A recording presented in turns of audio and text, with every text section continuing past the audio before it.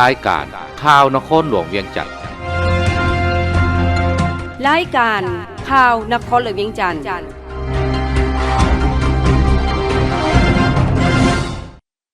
สบายดีท่านผู้ฟังที่เคารพที่นี่สถานีวิทยุกระจายเสียงนครหลวงเวียงจันทน์รายการข่าวนครหลวงเวียงจันทน์ประจำวันพฤหัสวันที่15พฤษภาคมปี2025ซึ่งมีข่าวที่สำคัญมานำเสนอต่อไปเชิญท่านติดตามรับฟังรายละเอียดกระทรวงทรัพยากรธรรมชาติและสิ่งแวดล้อมจัดตั้งพันธุ์ขยายเนื้อในเวียกงานก่อสร้างพรรคพนักงานกระทรวงทรัพยากรธรรมชาติและสิ่งแวดล้อมได้จัดกลุ่มประชุมจัดตั้งพันธุ์ขยายเนื้อในเวียกงานก่อสร้างพรรคพนักงานปรับปรุงกงจักรการจัดตั้งและเวียกงานกวดกาทั่วประเทศประจำปี2024และสรุปเวียกงานก่อสร้างพรรคพนักงานปรับปรุงกงจักรการจัดตั้งและเวียกงานกวดกาประจำปี2024และทิศทางแผนการปี2025ของกระทรวงทรัพยากรธรรมชาติและสิ่งแวดล้อมซึ่งได้จัดขึ้นในวันที่14พฤษภาคมนี้ที่กระทรวงดังกล่าวภายใต้การเป็นประธานของสหายนางบุญคำวรจิตกรรมการส่วนกลางภาคเลขาคณะภาครัฐมนตรีกระทรวงทรัพยากรธรรมชาติและสิ่งแวดล้อมมีคณะประจำคณะภาคกระทรวงคณะภาคหากฐานคณะหน่วยภาคพร้อมด้วยสมาชิกภาคและพนักงานราชการภายในกระทรวงทรัพยากรธรรมชาติและสิ่งแวดล้อมเข้าร่วมจุดประสงค์ของกองประชุมในครั้งนี้เน้นใส่การผันขยายเวียกงานก่อสร้างพรรคพนักงานปรับปรุงกงจักรการจัดตั้งและเวียกงานกวดกาทั่วประเทศประจำปี2024พร้อมกับการสรุปการจัดตั้งปฏิบัติเวียกงานก่อสร้างพรรคพนักงานปรับปรุงกงจักรการจัดตั้งและเวียกงานกวดการะยะ1ปีผ่านมา2024และทิศทางแผนการ1ปี2025ของกระทรวงทรัพยากรธรรมชาติและสิ่งแวดล้อมให้คณะภาคสมาชิกภาคพนักงานสมาชิกภาคพนักงานราชการภายในกระทรวงเพื่อสร้างความรับรู้เข้าใจอย่างลึกซึ้งทางสร้างความเอกภาพทางด้านทัศนะต่อเนื้อในเวียกงานก่อสร้างภาคพนักงานการปรับปรุงกงจักรการจัดตั้งและเวียกงานกวดกาทั่วประเทศทั้งพร้อมกันเป็นเจ้าการนำพาจัดตั้งพันธุ์ขยายเป็นทิศทางแผนการในต่อหน้าโดยเล็งใส่เสริมขยายด้านตั้งหน้าแก้ไขด้านอ่อนของโครงสร้างและสิ่งย่อท่อต่างๆแนใส่เฮ็ดให้บรรดาเวียกงานดังกล่าวบรรลุคาดหมายที่วางไว้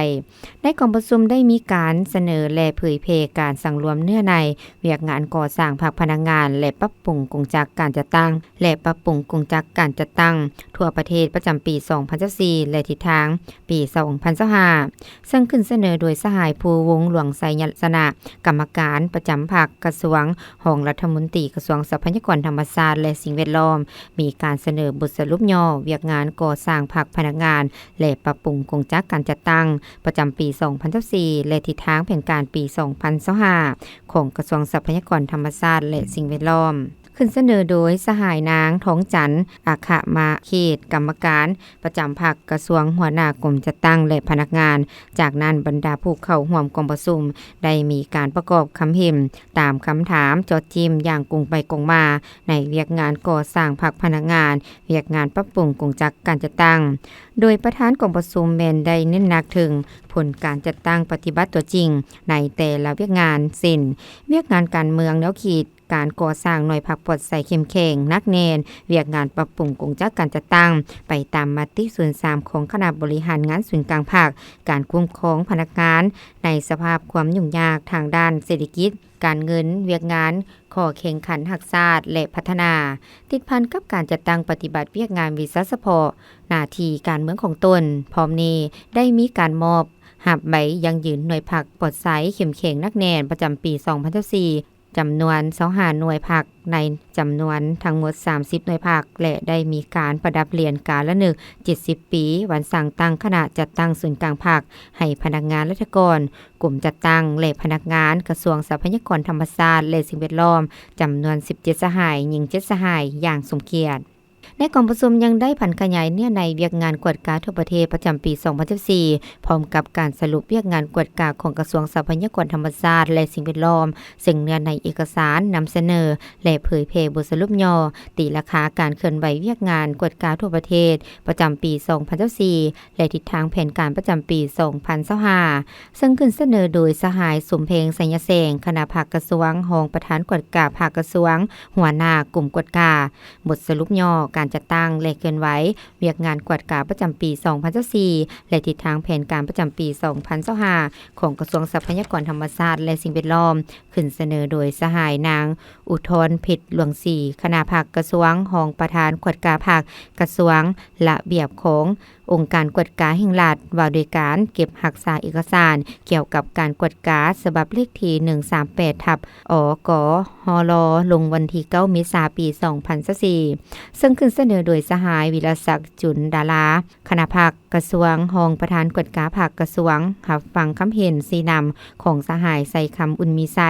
รองประธานคณะกวดกาส่วนกลางภาครองประธานองค์การกวดกาแห่งรัฐรองหัวหน้าองค์การด้านการสอนและบังหลวงขั้นศูนย์กลางต่อกองประชุมครั้งนี้ในกองประชุมบรรดาคณะภาคกระทรวงคณะหากฐานคณะหน่วยภาคสมาชิกภาคโดยเฉพาะผู้เฮ็ดเวียกงานกวดกาได้มีความรับรู้เข้าใจและกำแน่นบรรดาเนื้อในจิตใจต้นต่อที่ต้องปฏิบัติสู่สนสร้างการหันเปลี่ยนแบบบุคลิกอย่างเป็นรูปธรรมโดยเฉพาะในการสืบต่อนำพาจัดตั้งปฏิบัติบรรดาคาดหมายของกองประชุมใหญ่ครั้งที่11ของภาคและกองประชุมใหญ่เวียกงานกวดกาทั่วประเทศครั้งที่4พร้อมเดียวกันก็ได้มีการประกอบคำเห็นอย่างกงไปกงมาโดยเฉพาะปัญหาที่ยังคงค้างจะต้องได้สืบต่อแก้ไขในต่อหน้าในวาระท้ายกองประชุมครั้งนี้สหายประธานกองประชุมก็ได้กล่าวมีทิศชี้นำต่อคณะภาคกระทรวงคณะภาคหักฐานคณะหน่วยภาคให้สืบต่อนำเอาผลเนื้อในจิตใจของกองประชุมในครั้งนี้ไปจัดตั้งผันขยายเข้าสู่เวียกงานตัวจริงในความรับผิดชอบของหักฐานภาคตนเพื่อเฮ็ดให้บรรดาสมาชิกภาคเข้าใจและมีการหันเปลี่ยนอย่างแข็งแรงลึกซึ้งขึ้นกว่าเก่ากองประชุมใหญ่ครั้งที่11สหพันธ์แม่หญิงกระทรวงยุติธรรมกองประชุมใหญ่ครั้งที่11ของสมาชิกสหพันธ์แม่หญิงกระทรวงยุติธรรมจัดขึ้นวันที่15พฤษภาคมผ่านมาที่สำนักงานดังกล่าวโดยการเป็นประธานของท่านนางดวงมณีลาวเมาประธานสหพันธ์แม่หญิงกระทรวงยุติธรรมโดยเป็นเกียรติท่านไพวีศรีบัวลิภากรรมการศูนย์กลางพรรคเลขาคณะพรรครัฐมนตรีกระทรวงยุติธรรมและท่านนางจันทร์สุดาพรทิพย์รองประธานศูนย์กลางสหพันธ์แม่หญิงลาวมีบรรดาผู้แทนสมบูรณ์และแขกรับเชิญเข้าร่วมท่านนางสายคิดวิศรีสมบัติรองประธานสหพันธ์แม่หญิงกระทรวงยุติธรรมได้ผ่านบทรายงานการเมืองทั้งสองภาคยกให้เห็นผลงานการเคลื่อนไหวของเอ๋ยน้องแม่หญิงใน5ปีผ่านมา2020หา2024และแผนพัฒนาแม่หญิงใน5ปีต่อหน้า2025หา2030ใน5ปีผ่านมาคณะสหพันธ์แม่หญิงได้เอาใจใส่จัดตั้งพันขยายมติกองประชุมใหญ่ของแม่หญิงและมติกองประชุมใหญ่ผู้แทนแม่หญิงลาวทั่วประเทศเอาใจใส่ศึกษาอบรมการเมืองแนวคิดให้เอ้ยน้องแม่หญิงสุกยู่ขบวนการเนื้อในข้อแข่งขัน 3D แผนพัฒนาแม่หญิงลาว5ปีรัฐธรรมนูญกฎหมายที่พัวพันถึงการพัฒนาและปกป้องสิทธิผลประโยชน์ของแม่หญิงแม่และเด็กเอาใจใส่ขยายสมาชิกแม่หญิงซึ่งมาฮอดปัจจุบันทั่วกระทรวงมีสมาชิกสหพันธ์แม่หญิงทั้งหมด122ฐานเป็นสมาชิกพรรค101ฐานมี10หน่วยและ1หักฐานสหพันธ์แม่หญิงขึ้นกับคณะสหพันธ์แม่หญิงได้สุกยู่ให้สภาทนายความลาวเพื่อขยายเป็นหน่วยสหพันธ์แม่หญิงในต่อหน้าเอาใจใส่สุกยู่ให้สมาชิกแม่หญิงได้รับการยกระดับขั้นต่างๆทางภายในและต่างประเทศสมาชิกแม่หญิงกว่า90ส่วนห้อยได้ประกอบส่วนมีผลงานพ้นเด่นในแต่ละปีที่ได้รับการประกอบส่วนสร้างสาพัฒนาประเทศชาติอย่างได้รับการย่องยอคือใน5ปีผ่านมาได้รับเหรียญไซแห่งงานชั้น2จำนวน1หน่วยชั้น3จำนวน3หน่วยใบย่องยอรัฐบาล360ใบใบย่องยอรัฐมนตรีกระทรวง 1,650 ใบและใบย่องยอจากศูนย์กลางสหพันธ์แม่หญิงลาวศูนย์กลางสาวหนุ่มและกรรมบาลลาวจำนวนหนึ่งได้ประกอบส่วนอย่างตั้งหน้าในการบริการให้คำปรึกษาจัดฝึกอบรมและแก้ไขปัญหาเพื่อปกป้องสิทธิและผลประโยชน์อันชอบธรรมของแม่หญิงและเด็กได้127ครั้ง 1,143 คนหญิง712คนให้การช่วยเหลือทางด้านกฎหมาย 4,924 เทื่อคนและให้บริการทั้งหมด120.512 คนและให้บริการทั้งหมด 120,512 คนประกอบส่วนลงโฆษณาเผยแพร่กฎหมายและตั้งโต๊ะให้คำปรึกษาแบบเคลื่อนที่ได้547ครั้งมีผู้เข้าร่วม 20,692 คนให้คำปรึกษาด้านกฎหมายโดยบ่เสียค่าภายใต้การสนับสนุนงบประมาณจากโครงการองค์การจัดตั้งสากลและต่างประเทศสามารถเคลื่อนไหวได้148เมืองกองประชุมได้ปอนบัตรคัดเลือกเอาคณะบริหารงานสะพันธ์แม่หญิงสุดใหม่13ท่านกองประชุมครั้งปฐมฤกษ์ได้เป็นเอกสารเลือกเอาท่านนางเกมอุลาไสยวงศ์เป็นประธานท่านนางเพชรสมัยไสมงคุณเป็นรองประธานท่านนางรจนาเข็มทองเป็นรองประธานทั้งเป็นประธานกวดกาและท่านนางคำสมัยจันทร์สมรเป็นรองประธานกวดกากองประชุมยังได้เลือกเอาผู้แทนสมบูรณ์3ท่านสำรอง1ท่านไปร่วมกองประชุมใหญ่ครั้งที่9ของผู้แทนแม่หญิงลาวทั่วประเทศพร้อมทางรับฟังการโอลมให้ทิศสีน้ำจากประธานกองประชุมตื่มอีกการสนองความต้องการซีนไข่ปลาในปีผ่านมาความต้องการซีนไข่ปลาในปี2024ผ่านมาทั่วประเทศมีความต้องการซีนไข่และปลาทั้งหมด 531,000 ตนและความสามารถในการสนองมี 786,000 ตนในนี้จากการเลี้ยงเป็นฟาร์ม 282,000 กว่าตนเท่ากับ36ส่วนห้อยจากการเลี้ยงแบบครอบครัว 503,000 กว่าตนความเอา64ส่วนห้อยโดยรวมเห็นว่าเพียงพอกับความต้องการบริโภคและยังเกินความต้องการ 258,000 กว่าตนสำหรับไข่แม้นยังบ่เพียงพอ 2,500 กว่าตนหรือเท่ากับ5ส่วนห้อยที่ยังบ่เพียงพอกับความต้องการรายละเอียดความต้องการซีนไข่และปลามีคือซีนงัวมีความต้องการทั้งหมด 32,446 ตนความอาจสามารถสนองได้ทั้งหมด 39,485 ตนเห็นว่าเกินความต้องการ 7,039 ตนเท่ากับ 11.69 ส่วนห้อยยังมี10แขวงยังจำเป็นต้องได้ดุลเดียงจากแขวงใกล้เคียงซีนควายมีความต้องการทั้งหมด 18,616 ตนความอาจสามารถสนองต่อการบริโภคได้ 19,874 ตนเห็นว่าเกินความต้องการบริโภค 1,258 ตนเท่ากับ 6.76 ส่วนห้อยยังมี9แขวงยังจำเป็นต้องได้ดุลเดียงจากแขวงใกล้เคียงสิ้นหมูมีความต้องการทั้งหมด 129,251 ตนความอาจสามารถสนองต่อการบริโภคได้ 137,908 ตนเห็นว่าเกินความต้องการ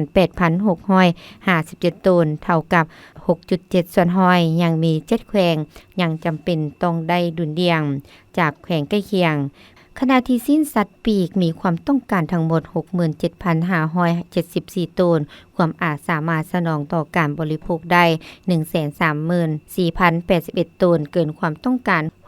66,508 ตนคิดเป็นเปอร์เซ็นต์เท่ากับ 98.12 ส่วนห้อยยังมี6แขวงยังจำเป็นต้องได้ดุลเดียงจากแขวงใกล้เคียงความต้องการไข่แมนมีความต้องการทั้งหมด 46,075 ตนความอาจสามารถสนองต่อการบริโภคได้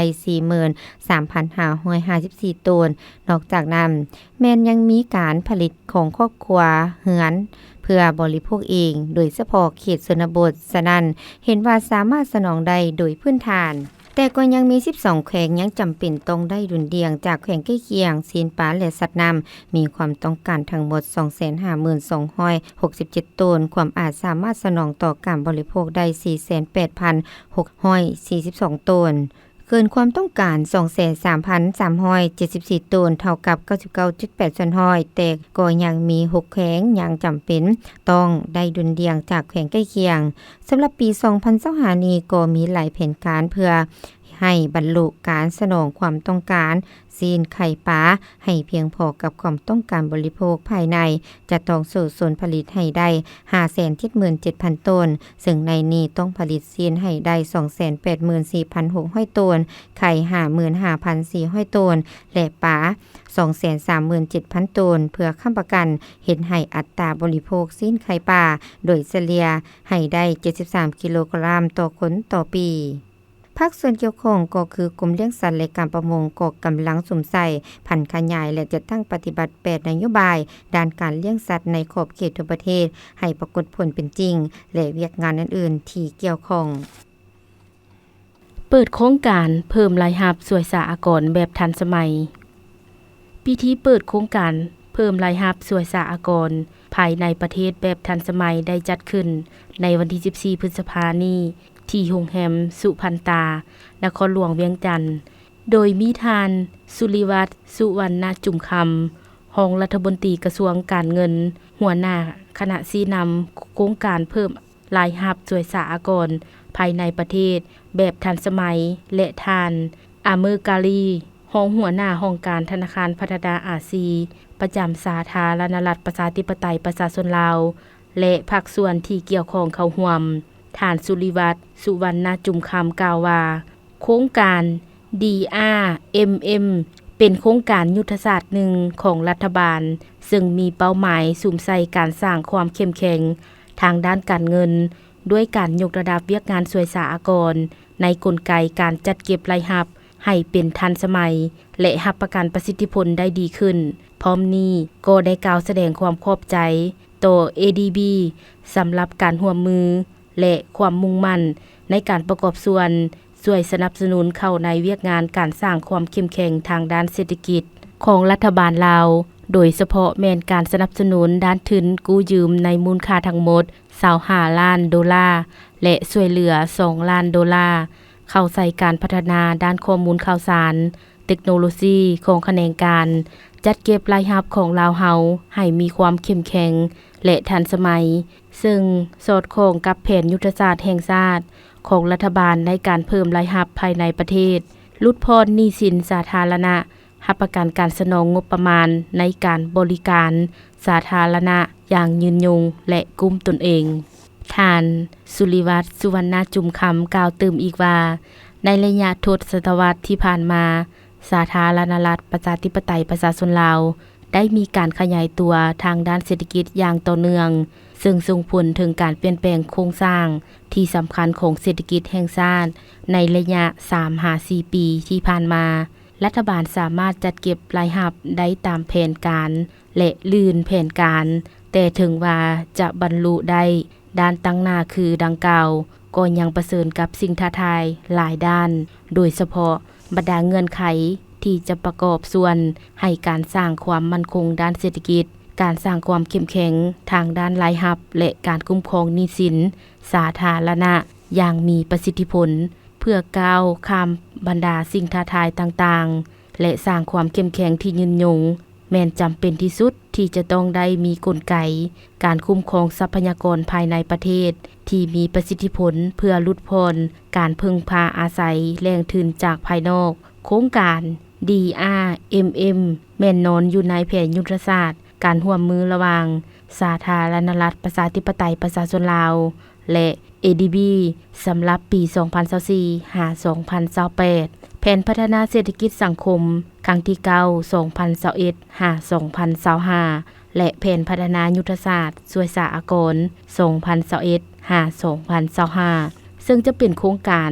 ที่ช่วยให้รัฐบาลพัฒนากลไกการคุ้มครองการจัดเก็บรายรับที่มีประสิทธิผลเพื่อเป็นเครื่องมือที่มีประสิทธิภาพในการขุดค้นและคุ้มครองทรัพยากรภายในประเทศที่เป็นท่าแหงได้อย่างครบถ้วนและสอดคล้องกับระเบียบกฎหมายเฮ็ดให้รายรับของรัฐบาลเพิ่มขึ้นสามารถแก้ไขปัญหาความบอบบางทางด้านเศรษฐกิจมหาภาคโดยผ่านบรรดาหน้าเวียกคือ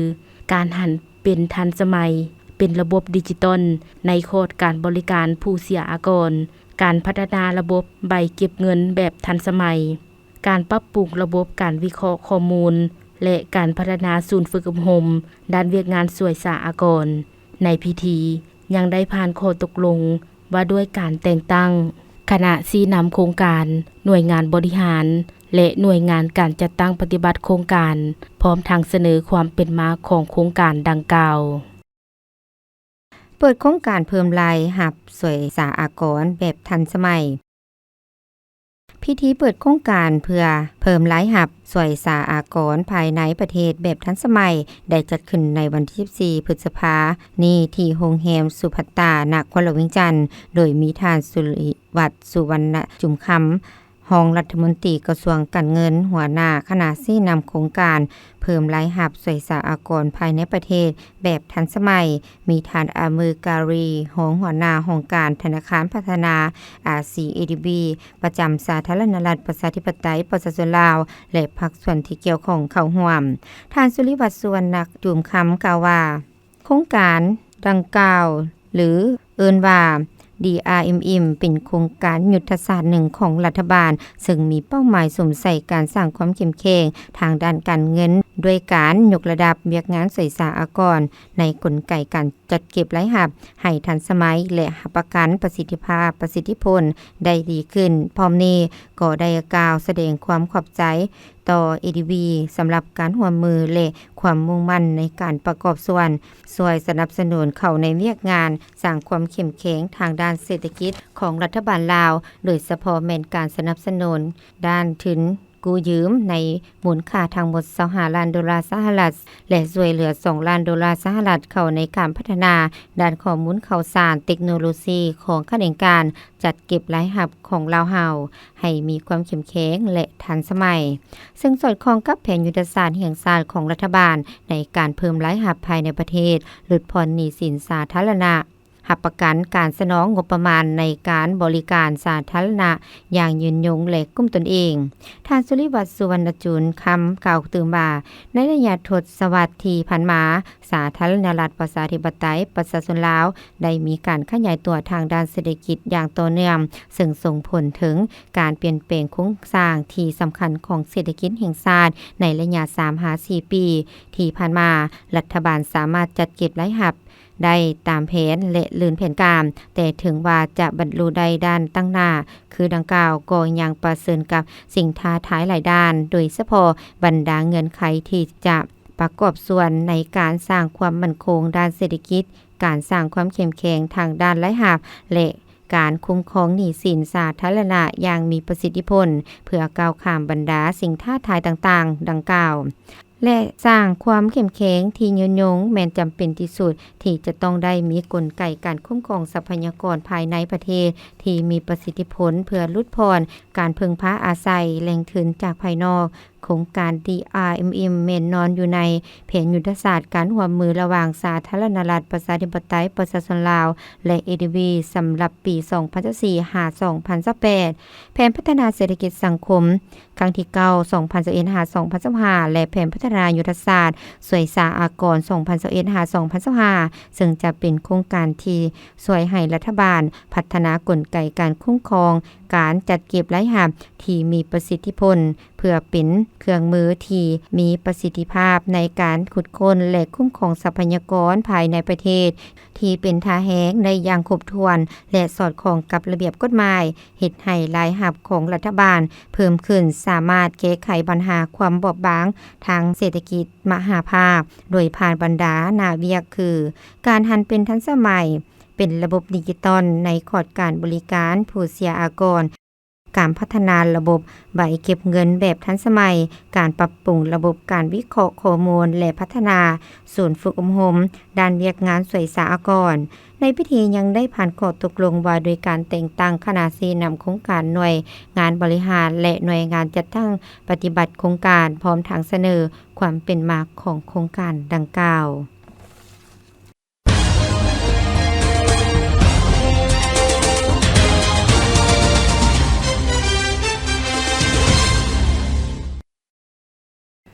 ต่อไปเชิญท่านรับฟังข่าวต่างประเทศปริมาณการเก็บซื้อธัญญาหารของจีนบรรลุ345ล้านต้นในวันที่13พฤษภาคมที่ผ่านมาอิงตามตัวเลขข้อมูลขององค์การธัญญาหารและคลังสำรองแห่งชาติจีนเปิดเผยว่ามาฮอดท้ายเดือนเมษาหัวหน่วยธุรกิจด้านธัญญาหารชนิดต่างๆในทั่วประเทศได้เก็บซื้อธัญญาหารในฤดูใบไม้หล่นประจำปี 2024 ถึง345ล้านต้นและอยู่ในระดับอ่าวสูงในสุมปีผ่านมา การเก็บซื้อธัญญาหารในฤดูใบไม้หล่นของจีนต้นต่อมีข้าวกลางข้าวปีสาลีและหมากถั่วเหลืองและหญ้าที่มีการเก็บซื้อแม่นเริ่มต้นจากท้ายเดือนกันยาของปีกายหาเดือนเมษาของปีต่อมาปริมาณการเก็บซื้อธัญญาหารในฤดูใบไม้หล่นกวมเอา 3/4 ของปริมาณการเก็บซื้อธัญญาหารประจำปีโดยการเก็บซื้อธัญญาหารหลายชนิดในขอบเขตกว้างและมีจำนวนหลายซึ่งถือเป็นจุดสูงของวิทยาการเก็บซื้อธัญญาหารประจำปีกัมพูเชียสร้างรายรับจากการขายปีเข้าเที่ยวชมอังกอร์วัดได้ 22.2 ล้านดอลลาร์ในวันที่ 13 พฤษภาคมที่ผ่านมาจำนวนนักท่องเที่ยวจีนที่ไปเที่ยวชมอุทยานบูหานอังกอร์วัดในระยะเดือนมังกรหาเดือนเมษาผ่านมามี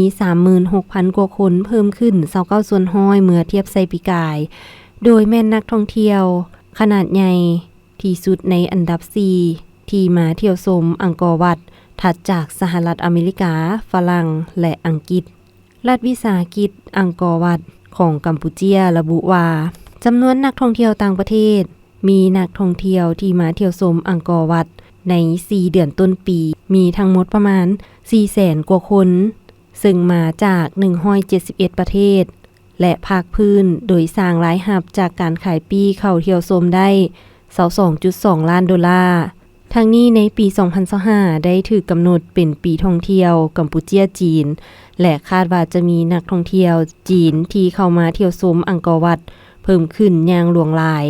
ด้วยผลประโยชน์ของการร่วมมือ2ฝ่ายโครงการประชาสัมพันธ์และการเข้าถึงหลายขึ้นโดยผ่านเที่ยวบินโดยกงและการท่องเที่ยวแบบเป็นกลุ่มพยากรณ์อากาศประจำวันที่ 15 พฤษภาคม 2025 ความกดดันต่ำของอากาศร้อนยังปกคลุมอยู่ทั่วทุกภาคของประเทศลาวด้วยกำลังอ่อน